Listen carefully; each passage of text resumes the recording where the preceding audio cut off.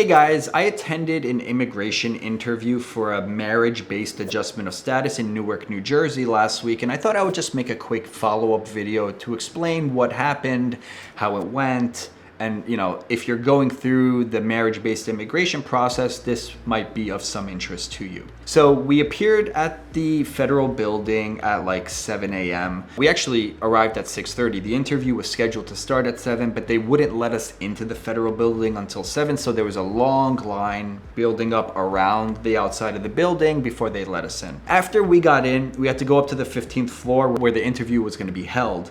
And then I walked up to the filing window, checked my clients in, and then they told us to take a seat. After about 10 minutes, an immigration officer came up to the window and called us up to the window, which is different from the procedure in New York City and many other USCIS field offices around the country.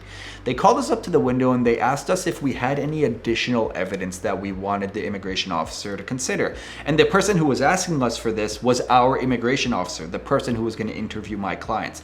So at that point, we handed up a big folder. It was organized. There were originals and copies. It was labeled. My client was very organized. The officer appreciated that, made a comment about how she's prepared, and took everything and went into her back room. So then we waited for another 30 to 45 minutes in the waiting area until the immigration officer called us up by name and told us to follow her into the interview room, which was basically just a cubicle that was her office. When we got there, I informed the officer that the husband required a Spanish interpreter, so the immigration officer called a Spanish interpreter up on their telephone system and had the interpreter translate. Then the officer asked my clients to raise their right hands and swear that everything they're gonna say is the truth, and that was also interpreted through the telephonic interpreter. So everything was in Spanish and English during this interview. And then the immigration officer pretty much did what immigration officers do in most of the rest of the United States.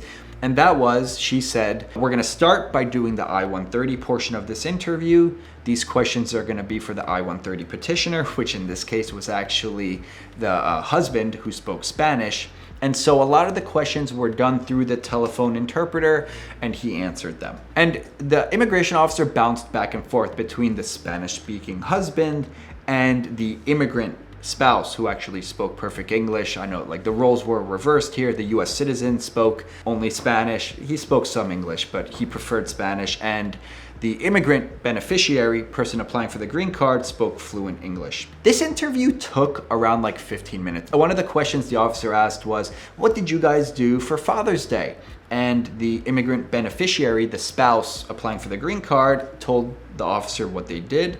And then she even said, oh, and we also have a photograph of what we did on Father's Day. And the officer was very interested. She said, oh, can you show me those photos? And we took out the piece of paper with all the photographs and showed the officer. And then the officer took the photos and asked the husband, like, who is this person in the photo? Who is this person? And the guy was able to answer the questions. The officer seemed very nice. Like, I honestly think that she knew it was a real marriage before she called us into the interview after reviewing all of the evidence, which I really appreciated because it made everything much smoother. It wasn't hostile at all. They were never separated.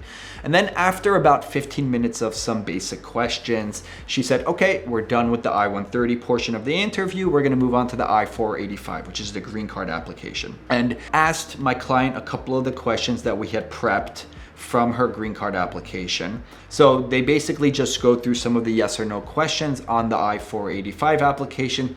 Specifically, you should really practice the first like 10 yes or no questions on that long laundry list of yes or no questions. Like the first 10 are very likely to be asked, and then they might randomly select like another 5 from later on in the application.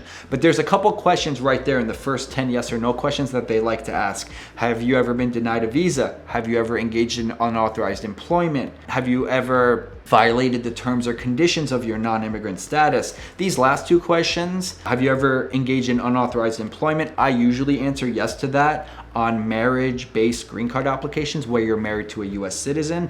Unauthorized employment is not gonna negatively impact your green card application, at least not under current policies. But lying on your application about not having worked illegally will impact your green card application. And the reason why, if you answer yes, like yes, I've engaged in unauthorized employment, they'll ask you why. And the reason I usually provide is to support myself, because I was in the United States and didn't want to be a public burden. So I supported myself by working without authorization. And the other question we typically answer yes to is, have you ever violated the terms or conditions of your non-immigrant status? We usually answer yes to that. In this case, we definitely answered yes to that because she had overstayed her tourist visa like from 20 years ago. So she clearly had violated the terms or conditions, and the explanation provided is, yes, I overstayed, and that's how I violated the terms or conditions of my non-immigrant status. The immigration officer ended up saying, like, everything looks good, I'm ready to approve this case, but actually there was a problem with your medical examination. The physician in this case forgot to provide a date next to the physician's signature, so we had to get a new medical exam. And there was also another issue for the Tdap vaccinations. They didn't fill it out properly. So this case is actually still on hold. The officer said it's going to get approved, but we basically just need a new medical examination. We just received a request for evidence in the mail for that medical examination, and the client is in the process of getting a new one. We're going to mail in that medical exam as soon as we have it, and I expect within a week of that we'll get an I485 approval notice, and then within a month of that we'll get the physical green card in the mail. In New York City, which is where I recently attended some other interviews, the procedure was a little bit different. They don't ask you for evidence at the filing window. They ask you for evidence in the interview room, and for the most part, everything else was pretty much the same. I've made other videos on whether or not you should bring an attorney to your interview. This client really wanted me to attend. I told her it was a waste of money. I told her I can't answer the questions for you when you speak to an immigration officer, but she just wanted me to sit in the back of the room and just be there in case something crazy happened.